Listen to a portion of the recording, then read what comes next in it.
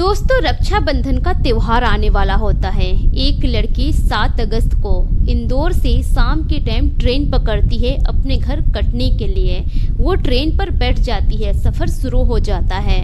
Train Katni तो पहुंच जाती है, लेकिन वो लड़की कटनी नहीं पहुंचती है। चलती ट्रेन से वो लड़की अचानक से लापता हो जाती है, गायब हो जाती है।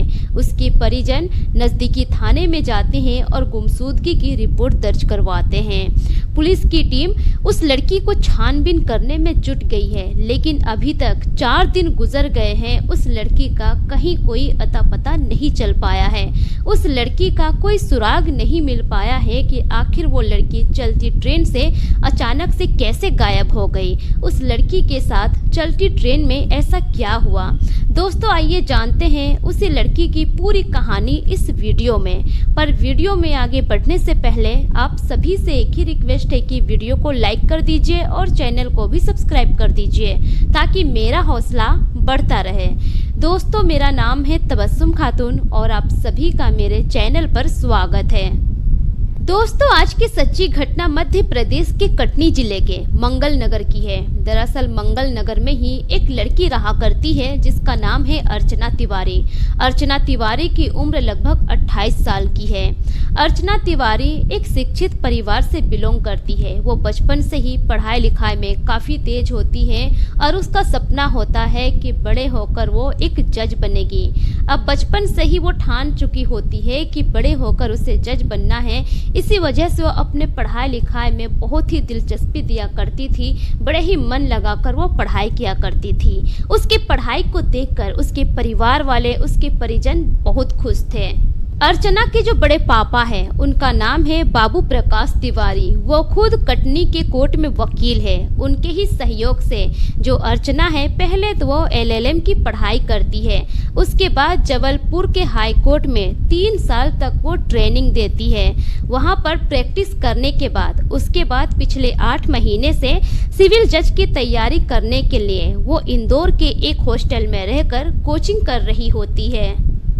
अर्चना के इस मेहनत से उसके पूरे परिवार वाले बहुत खुश थे। अर्चना एक समझदार लड़की थी। वो अपने परिवार की परिस्थितियों को समझती थी। उसको आगे चलकर क्या करना था, वो सिर्फ अपनी डेस्टिनेशन पर ही फोकस रखने वाली लड़की थी। इसलिए वो बड़े ही मन लगाकर सिर्फ अपने पढ़ाई पर ही ध्यान दे रही थी। इधर उधर ज़्यादा किसी से उसकी दोस्ती यारी नहीं थी। उसका ध्यान सिर्फ अपनी पढ़ाई पर ही था। पिछले 8 महीने से वो कंटिन्यू अपने पढ़ाई पर ही ध्यान दे रही थी। इस बीच कई फेस्टिवल हुए, कई बार उसको मौका मिला अपने घर आने का। वो अकेले ही अपना सफ़र कर रही थी ट्रेन से अकेले ही वो आना जाना कर रही थी। उसके परिवार वालों को भी अर्चना पर बहुत भरोसा था कि अर्चना कभी ऐसा कोई गलत काम नहीं करेगी और अर्चना भी अपने तरफ से पूरी कोशिश कर रही थी। दोस्तों, इसी तरह से धीरे धीरे समय गुजरता है। साल 2025 अगस्त का महीना आ जाता है। आप सभी को तो पता ही होगा कि 9 तारीख को ही रक्षाबंधन का त्योहार गुजरा है और पूरे देश भर में बड़े ही धूमधाम से रक्षाबंधन का त्योहार मनाया गया था। अर्चना भी इसी रक्षाबंधन के त्योहार को मनाने के लिए अपने घर आने का प्लानिंग बना चुकी थी। वो हॉस्टल में ही रहकर अपने परिजन को फ़ोन करती है और कहती है कि मेरा टिकट हो गया है, 7 तारीख को मैं इंदौर से निकल रही हूँ घर के लिए। और वो बहुत एक्साइटेड थी। जब वो अपनी माँ से बात करती है तो बात करते हुए भी ऐसा लग रहा था कि अर्चना घर आने के लिए बहुत एक्साइटेड है रक्षाबंधन का त्योहार मनाने के लिए। अब धीरे धीरे 7 अगस्त का दिन आ जाता है। अर्चना अपना सारा सामान पैक करती है, राखी वगैरह भी वहीं से खरीद लेती है। उसके बाद अर्चना इंदौर के रेलवे स्टेशन पहुंचती है। Train number 18233 Indore Bilaspur Narmada express के B3 कोच में सीट नंबर 3 पर वो बैठकर सफ़र करने लगती है।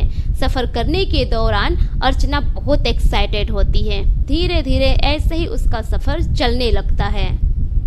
अब सफर ऐसे ही धीरे धीरे चलने लगता है, लेकिन जैसे ही ट्रेन कटनी रेलवे स्टेशन पहुंचने वाली होती है, अर्चना के परिजन प्लेटफॉर्म पर इंतजार कर रहे होते हैं अर्चना का।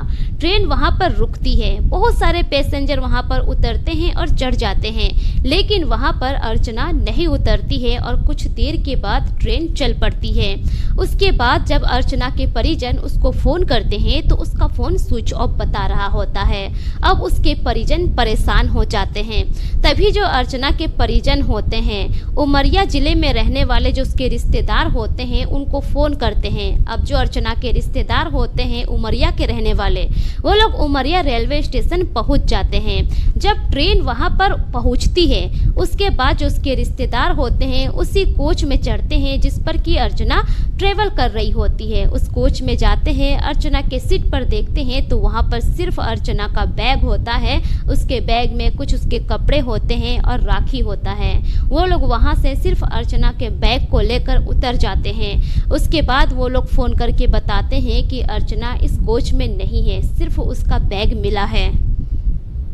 अब जैसे ही अर्चना के परिजन यह सुनते हैं कि उस ट्रेन में सिर्फ उसका बैग मिला है, अर्चना वहां से लापता है, सभी के पैरों तले जमीन खिसक जाती है। सभी परेशान हो जाते हैं, सोचने पर मजबूर हो जाते हैं कि आखिर अर्चना के साथ ऐसा क्या हो गया। जो लड़की पढ़ी लिखी है, होनहार है, समझदार है, इतने सालों से अकेले सफर कर रही है, आना जाना कर रही है, आखिर उसके साथ ऐसा क्या हो सकता है ट्रेन में। अब उसी वक्त अर्चना के परिजन परेशान होकर कटनी जीआरपी थाने में जाकर गुमशुदगी की रिपोर्ट दर्ज करवाते हैं। अब जो पुलिस की टीम होती है इस मामले को गंभीरता से लेती है। पहले तो पुलिस अर्चना का मोबाइल नंबर लेती है, उसके मोबाइल को सीडीआर पर लगाया जाता है और सीडीआर का जो रिपोर्ट मिलता है, लास्ट लोकेशन अर्चना की लोकेशन मिलता है रानी कमलापति स्टेशन पर रात के 10:30 बजे का। अब पुलिस वाले भी हैरान पड़ जाते हैं कि आखिर चलती ट्रेन से एक लड़की अचानक से कैसे गायब हो सकती है। रानी कमलापति जो स्टेशन है वो भोपाल का स्टेशन है। फिलहाल कटनी पुलिस ने इस मामले को भोपाल की पुलिस को सौंप दिया है। भोपाल पुलिस इस मामले में छानबीन कर रहे हैं। रानी कमलापति पुलिस को जांच के दौरान अर्चना के मोबाइल का कुछ ऐसा नंबर मिला है जिससे अर्चना लगातार बात की है। अब पुलिस को ऐसा लग रहा है कि अर्चना के वो कुछ खास दोस्त होंगे या फिर उससे कोई ऐसा गहरा रिश्ता होगा, क्योंकि लगातार कोई अपने खास मित्रों से या फिर खास रिश्तेदार से ही बातचीत करता है। अब जो पुलिस है उन नंबरों को ट्रेस करने की कोशिश कर रही है। पुलिस पता लगाने की कोशिश कर रही है कि आखिर वो शख्स कौन है जिससे अर्चना इतना बात की है और उससे अर्चना का ऐसा क्या रिश्ता है। इस मामले पर कमलापति रेलवे पुलिस लगातार छानबीन कर रही है और यह जानने की कोशिश कर रही है कि आखिर अर्चना के साथ चलती ट्रेन में ऐसा क्या हुआ जो चलती ट्रेन से वो लड़की अचानक से गायब हो गई है। पुलिस लगातार इस मामले में छानबीन कर रही है, लेकिन पिछले 4 दिनों से अभी तक कुछ पता नहीं लग पाया है। उस लड़की का कोई सुराग नहीं मिल पाया है जिससे पता लगा सके कि आखिर उस लड़की के साथ चलती ट्रेन में क्या हुआ है। अर्चना के गुमशुदगी से उसके पूरे परिजन परेशान हैं। सभी का रो रो कर बुरा हाल हो गया है कि एक जवान लड़की जो पढ़ी लिखी है, होनहार है, आखिर उसके साथ ऐसा क्या हो गया। जब पुलिस छानबीन करती है, छानबीन के दौरान जिस बोगी में अर्चना सफ़र कर रही थी उस बोगी में बहुत सारे यात्री थे। अब उसी में से कुछ यात्री से जब पुलिस पूछताछ करती है तो उसमें से एक यात्री कहते हैं कि दरअसल जो अर्चना थी वो अपर सीट पर सफ़र कर रही थी, उसके नीचे वाले सीट पर एक व्यक्ति सफ़र कर रहे थे। रात के लगभग 11:30 बजे के करीब अर्चना ऊपर से नीचे उतरती है। उतरते वक्त उस आदमी के पैर से टच हो जाती है। अर्चना माफ़ी भी मांगती है, सॉरी कहती है। उसके बाद अर्चना बाथरूम की तरफ चली जाती है। उसके बाद से उस व्यक्ति ने अर्चना को नहीं देखा है। फिलहाल पुलिस सभी तरीके से छानबीन करने की कोशिश कर रही है। पुलिस को एक तरफ ये भी शक हो रहा है कि कहीं प्रेम प्रसंग का तो मामला नहीं है, तो दूसरी तरफ ये भी शक हो रहा है कि कहीं लड़की के साथ कोई हादसा तो नहीं हो गया, लड़की किसी हादसे का शिकार तो नहीं बन गई। फिलहाल पुलिस पूरी तरह से कोशिश कर रही है। इस मामले को सुलझाने में लगभग 4 जिलों के पुलिस लगी हुई है और सभी अच्छे से छानबीन कर रहे हैं। दोस्तों, आपको क्या लगता है कि लड़की का किसी के साथ प्रेम प्रसंग रहा होगा या फिर लड़की किसी बड़ी दुर्घटना का शिकार बन गई होगी? अपनी राय कमेंट सेक्शन में जरूर दीजिए। इस मामले पर जो भी अपडेट आगे आती है मैं नेक्स्ट वीडियो में आप सभी को जरूर बताऊंगी। दोस्तों, इस कहानी को सुनाने का मकसद किसी की भी भावनाओं को ठेस पहुंचाना नहीं है, बल्कि मेरा मकसद आप सभी को सतर्क करना है, जागरूक करना है, ताकि आप अपना और अपने परिवार का ख्याल रख सकें। मिलेंगे फिर एक नई वीडियो के साथ, तब तक के लिए शुक्रिया। जय हिंद।